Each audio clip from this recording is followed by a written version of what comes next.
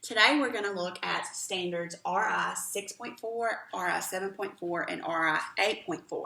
RI.6.4 says, determine the meaning of words and phrases as they're used in a text, including figurative, connotative, and technical meanings.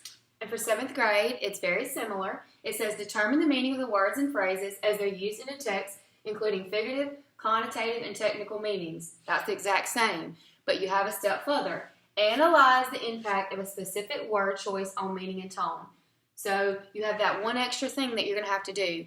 And when we do this lesson, I'm going to show you the extra thing as well. Okay. So let's look at the story.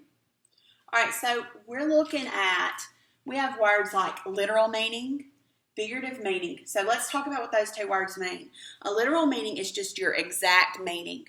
Okay, a figurative meaning is like a creative way of saying something to express what I'm trying to tell you. We have word connotation. That's your feeling word, whether you have a negative connotation or a positive connotation toward a word. It's the way that the author uses his tone, like the word happy. Well, that word has a positive connotation. And then a technical meaning is just the exact word and what it means. It's like science words in a textbook. Right. So if I'm looking at this passage right here, bald eagles. Let's see what this says. Bald eagles are majestic creatures. They sail and dive through the air like trained acrobats. They also have wingspans of up to 90 inches. That's more than 7 feet long. Okay, so look at the word majestic. Majestic is kind of a feeling word. And what kind of connotation would that have? Well, I think of majestic as a positive thing, so it has a positive connotation.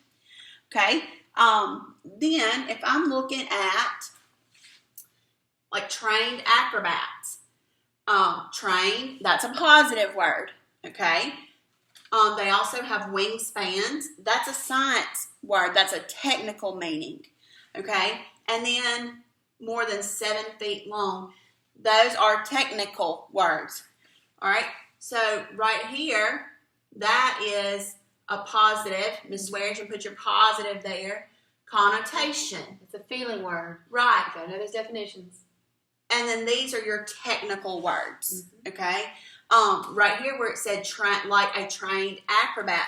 Well, that's a simile because it used the word like. That is a figurative meaning. Comparing the bald eagle to that acrobat. Right. And it's saying that they're really good because you're thinking of a trained acrobat. All right, so let's move on with this a little bit. We're going to move on to the story, and we're going to read about the Mullox family today. It's by Deshawn Miller. Did you ever imagine that a tiny snail and a giant octopus might be a part of the same family tree? Most people don't realize that snails, mussels, squid, and even octopods belong to the same category of creatures known as mollusks. These amazing creatures are invertebrates, which means they do not have spines. Mollusks share 3 basic body parts: a foot, a body, and a mantle. The foot is a fleshy part of the mollusk's body made up mostly of muscle tissue. In a snail, the foot is a part of the mollusk that meets the ground and gently rolls the body forward. From this slow measured motion comes the phrase, a snail's pace. A mollusk's soft body is like a fragile bag that holds the heart, the guts, and various internal organs. The mantle, which is often a shell or a tough, sturdy covering, functions like a suit of armor to protect the body. So let's look at the question. How do the word choices in the scientific account help you understand the author's intended meaning? So we've got to look for those word choices, that figurative, the connotative, and the technical. So let's look at those really quickly. And I like to just highlight them and label them, and we're going to see how it helps with the author. So let's look at this. From looking in the first paragraph, I see a connotative word pretty quickly. Amazing. Okay? Is that positive or negative? Well, amazing is something, that's a good thing. They're amazed by them, so that would be a positive meaning. Also in that same paragraph, I see a technical word. I'm going to label these green. Invertebrates would be a technical word. I don't know what that means unless I've studied it in science or unless they tell me. And here they give us clues. They'll usually give you clues. And it tells us. It means they don't have spines. And invertebrates, in means not.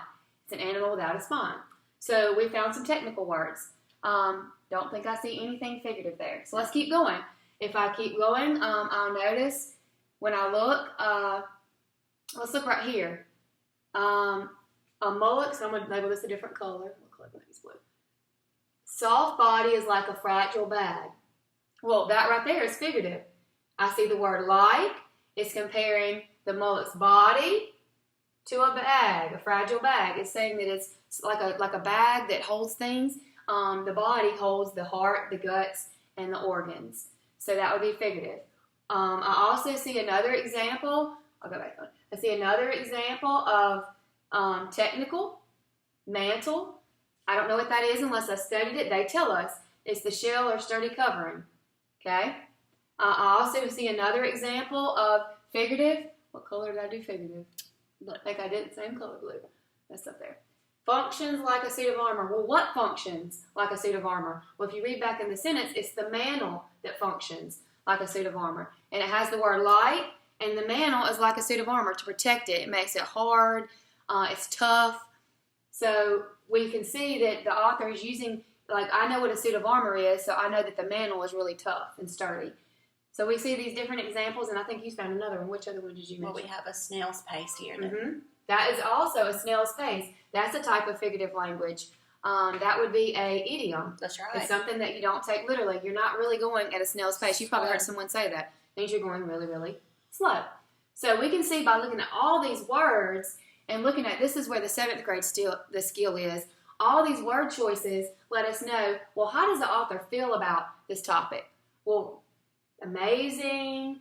That's the main word there. By using amazing, I know that he's in awe of these. He finds them interesting. He describes them in detail. So he obviously looks at the mollusk family. And then he says, like, suit of armor. You know, we think of knights and things. That's a positive So he has a positive tone toward these creatures. So let's go on to the story. All right, so let's read here. Because many mollusks creep along slowly, they need defense mechanisms.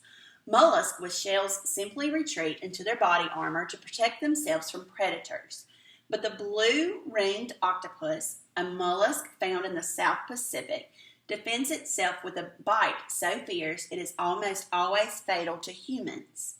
Overall, mollusks are peaceful inhabitants of our planet. Whether they live on land or in the sea, they are not aggressive. Our taste for cooked mussels, clams, and oysters, in fact, make us far more dangerous to mollusks than they are to us. So just like Mrs. Swearingen did,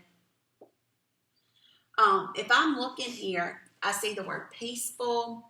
If I go back up, right here is a technical. I think she used green for technical. But like the blue-ringed octopus. I've never heard of that specifically. So that's technical. Defense mechanisms. And even the red, not aggressive. That lets right. And then right here, you see the word dangerous, but they're telling us that we are more dangerous to mollusks than they are to us. So make sure, just because you see that word, read it in context. Right. So they're telling us they're not very dangerous. They're not, scary. So here we see a lot of technical words, but then we also have to take into consideration the words that they used, like peaceful, not aggressive. So let's look right here. Which statement best explains why the author has used the words retreat, fierce, and fatal in the first paragraph above? All right, so here's my first paragraph. Thank you. Oh. Okay, first paragraph. All right, we have fierce, we have fatal, and retreat. There we go. All right, so all three of those words, and that's a good technique for you to do. Go back and find those words in context. So, was it to warn readers that mollusks are often aggressive and dangerous? All right, do you see that anywhere here? Does it tell me that mollusks are often aggressive? Well, no, it tells me that they need defense mechanisms. Okay, so I didn't see that. What about B, to emphasize the contrast? All right, what does the word contrast mean? That's important to know here. All right, so to emphasize the contrast, the difference between different mollusk defenses. Okay, so mollusk with shells, simply retreat into their body armor. Okay, so that's one. Then look right here. A mollusk found in the South Pacific defends itself with a bite so fierce that it's almost always fatal to humans. So they've told me one mollusk shells simply retreat into their body armor to protect themselves from predators. But then the other one here, the blue ringed octopus, has a bite so fierce that it's almost fatal, and that means deadly. So does that show me the contrast between two different mollusk defenses? It does, but let's look at C just to make sure that I'm right. To explain the mystery behind a mollusk defense system. They don't talk about Okay. mystery at all. And the only thing I see defense mechanisms, but I don't see a defense system anywhere. Okay. To call attention to the unusual shells grown by the mollusk family. Okay, I don't see that. That has nothing to do with what I'm talking about. So my correct answer here would be B, not C.